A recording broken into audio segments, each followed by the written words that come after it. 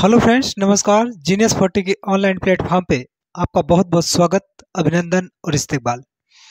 मित्रों, आज की वीडियो में हम लोग नंद वंश के बारे में चर्चा करेंगे।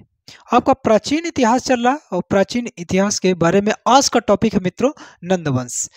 मित्रों, नंद वंश का जो शासन काल है 344 ईसा पूर्व से 323 ईसा पूर्व तक है। देखिए मित्रों, नंद वंश का जो संस्थापक है वो कौन है? महापद्मानंद। महापद्मानंद यह नंद वंश का संस्थापक है, जिसका शासनकाल 344 ईसा पूर्व से 330 ईसा पूर्व तक है। बीसी यहाँ पर लिखा, बीसी का मतलब बिफोर क्राइस्ट, यानी ईसा से पहले। आइए मित्रों देखते हैं मगध साम्राज्य का देखिए सबसे शक्तिशाली शासक कौन था? महापद्मानंद। महापद्मानंद यह मगध साम्राज्य का अभी तक जितने जैसे हर्यक वंश, शिशुनाग वंश, नंद वंश, ये देखिए जितने लोगों ने शासन किया है उन शासकों में यह सबसे ज्यादा शक्तिशाली शासक था। इतिहासकारों के अनुसार मित्रों यह एक शूद्र शासक था और कुछ इतिहासकार इसे मानते हैं कि यह नई जाति से संबंधित था। ठीक है, यह शासक बनने के पश्चात इसने सर्व क्षत्रिय हंता की उपाधि धारण की। किसके? सर्व क्षत्रिय हंता की उपाधि धारण किया, और जिसका अर्थ होता है क्षत्रियों का नाश करने वाला शासक, क्षत्रियों का नाश करने वाला। आपके जानकारी के लिए मैं बता दूं मित्रों, देखिए शिशुनाग वंश का, इससे पहले जो हमने आपको टॉपिक पढ़ाया शिशुनाग वंश, मित्रों शिशुनाग वंश का अंतिम शासक नंदीवर्धन था। कौन था? नंदीवर्धन। थोड़ी सी बातें आप समझिएगा, कौन था? नंदीवर्धन। नंदीवर्धन शिशुनाग वंश का अंतिम शासक था। इसकी हत्या किसने किया? महापद्मानंद। नंद वंश का संस्थापक महापद्मानंद ने इसकी हत्या कर दिया था। किसकी? नंदीवर्धन की। और नंदीवर्धन एक क्या था? एक क्षत्रिय वंश से संबंधित था, इसीलिए इसने उपाधि धारण किया सर्व क्षत्रिय हंता, यानी क्षत्रियों का नाश करने वाला। क्षत्रियों के स्थान पर एक दूसरा राजवंश स्थापित किया, इसलिए इसने सर्व क्षत्रिय हंता की उपाधि धारण किया। ठीक है, नेक्स्ट अगली पॉइंट है कि इसने एकराट की भी उपाधि धारण किया है, और भार्गव की उपाधि धारण किया, उग्रसेना की उपाधि धारण किया, और पृथ्वी का राजा की उपाधि धारण किया, और एक छत्र की उपाधि धारण किया। थोड़ी सी बातें ये है, देखिए भार्गव का अर्थ होता है द्वितीय परशुराम। ठीक है, यह परशुराम का दूसरा अवतार। ठीक है, परशुराम का दूसरा अवतार। एक बात यहां पर है कि ये जो एकराट की उपाधि है, ठीक है, और उग्रसेना की उपाधि, एकराट की उपाधि और उग्रसेना की उपाधि, और एक छत्र की जो उपाधि है, एक छत्र, ये उपाधियां इसने कलिंग विजय के पश्चात, ठीक है, कलिंग पर देखिए पहली बार आक्रमण किया है कौन? महापद्मानंद, और दूसरी बार आक्रमण करने वाला सम्राट अशोक तोसली पर आक्रमण करेगा। उसकी चर्चा हम मौर्य वंश में करेंगे। अभी आप ये देखिए कि इसने कलिंग पर युद्ध या कलिंग पर विजय प्राप्त करने के पश्चात इसने क्या है? एकराट की उपाधि धारण किया, और एक छत्र की उपाधि धारण किया, और उग्रसेना की उपाधि धारण किया था मित्रों। परंतु फिर भी नंद वंश का जो संस्थापक महापद्मानंद है, यह पूर्ण रूप से कलिंग को मगध का हिस्सा नहीं बना पाया था, परंतु आंशिक रूप से इसने कलिंग को मगध का हिस्सा बना दिया था। ठीक है, नेक्स्ट, यह बौद्ध तथा जैन धर्म का अनुयायी था। ठीक है, आप ये पॉइंट आप नोट करिएगा, यह बौद्ध है तथा जैन धर्म का अनुयायी था, दोनों वंश का। ठीक है, दोनों धर्मों का। नेक्स्ट, ये दो पॉइंट हमने इंपॉर्टेंट पॉइंट यहाँ पर नोट किया है आपके लिए कि यह प्रथम केंद्रीय शासन प्रणाली का जनक था। मगध साम्राज्य में पहली बार केंद्रीय शासन प्रणाली का जो जनक है वो कौन है? वो महापद्मानंद ही था।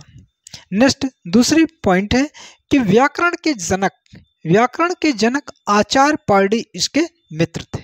ठीक है, दोनों पॉइंट को आप आप इतनी पॉइंट आप नोट कर लें। इसके बाद हम नेक्स्ट पॉइंट देखते हैं। नंद वंश का जो द्वितीय शासक है, द्वितीय शासक यानी दूसरा शासक, वो पंडुक था।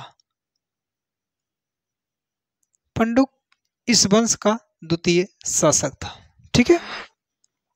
लेकिन इस वंश का अंतिम शासक, नंद वंश का अंतिम शासक, यहां से प्रश्न बनता है कभी कभी, अंतिम शासक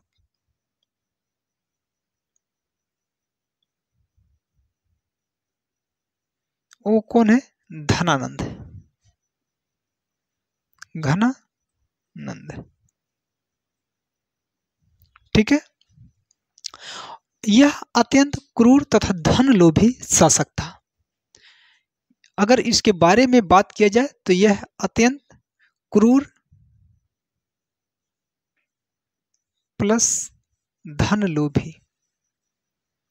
धन लोभी, धन लोभी का मतलब है धन संचयी, धन संचयी शासक था। यह अत्यंत लोभी तथा एक धन संचयी शासक था, ठीक है मित्रों। और यह सिकंदर का समकालीन था। यह मेसोडोनियाई शासक सिकंदर का समकालीन था। सिकंदर का समकालीन, समकालीन शासक था। मित्रों, आपकी जानकारी के लिए बता दूं कि सिकंदर भारत पर 326 ईसा पूर्व में आक्रमण किया था, ठीक है। इसका अगर आक्रमण की अगर बात करें तो सिकंदर ने भारत पे 326 ईसा पूर्व, 326 ईसा पूर्व में आक्रमण किया था। और यह आक्रमण बितस्ता का संग्राम कहलाता है। बितस्ता या फिर इसी को झेलम का भी संग्राम कहा जाता है, झेलम का संग्राम कहा जाता है। और यह झेलम का संग्राम 326 ईसा पूर्व में हुआ था। कब हुआ था मित्रों? 326 ईसा पूर्व में हुआ था, 326 ईसा पूर्व में। और झेलम या बितस्ता का जो संग्राम है, यह सिकंदर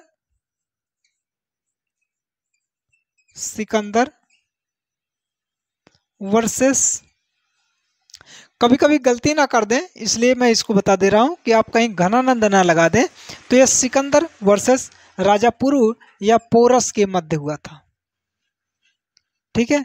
परिणाम आया था सिकंदर विजयी रहा, सिकंदर विजयी रहा, ठीक है। इस पॉइंट को आप नोट कर लें। इस देखिए 326 ईसा पूर्व में जब सिकंदर ने भारत पर आक्रमण किया था, झेलम या बितस्ता का संग्राम हुआ था, तो उस समय ये आपको ध्यान रखना है कि इस 326 ईसा पूर्व में, ठीक है, मगध का सम्राट कौन था? धनानंद था। कौन था? धनानंद।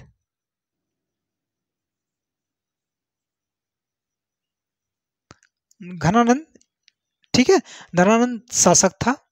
326 कहाँ का? मगध का शासक था, मगध, ये भैया मगध का शासन था। जबकि आक्रमण कहाँ हुआ था? ये देखिए झेलम का संग्राम, झेलम या बितस्ता का संग्राम हुआ था, ठीक है। आइए नेक्स्ट अगली पॉइंट, यानी आप यूं कह दें सिंध प्रांत के आसपास का जो क्षेत्र है, कश्मीर का क्षेत्र।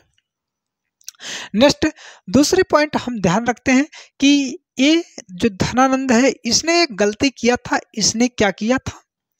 सबसे बड़ी इसकी गलती है कि इसने चाणक्य का अपमान किया था, चाणक्य का अपमान किया था। अब परिणाम भी देखें तो चाणक्य का अपमान किया था, जिसका परिणाम क्या आया? परिणाम चाणक्य के परम शिष्य चंद्रगुप्त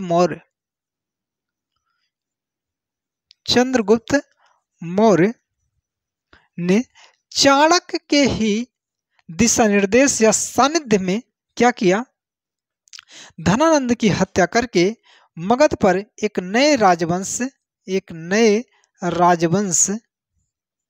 की नींव डाली, एक नए राजवंश की नींव डाली जिसका नाम है मौर्य साम्राज्य, मौर्य वंश या मौर्य साम्राज्य। आप वंश भी कह सकते हैं, ठीक है। मौर्य वंश या मौर्य साम्राज्य की नींव डाली। और यूं आप कह सकते हैं कि चंद्रगुप्त मौर्य इसने क्या किया है, इसने धनानंद की हत्या किया, धनानंद की हत्या किया, धनानंद की हत्या करके मगध साम्राज्य पर एक नए राजवंश की नींव डाली जिसका नाम है मौर्य साम्राज्य, ठीक है। ये इंपॉर्टेंट है मित्रों। अब अगला जो टॉपिक रहेगी वो कौन सा टॉपिक रहेगा, हमारा मौर्य वंश। आज के और हमारे वीडियो को आप लाइक, शेयर और कमेंट जरूर करें। यदि अभी तक आप हमारे चैनल को सब्सक्राइब नहीं किए तो हमारे चैनल को आप जरूर सब्सक्राइब करें। मिलते हैं कल एक दूसरे वीडियो में, तब तक के लिए धन्यवाद, नमस्कार, जय हिंद।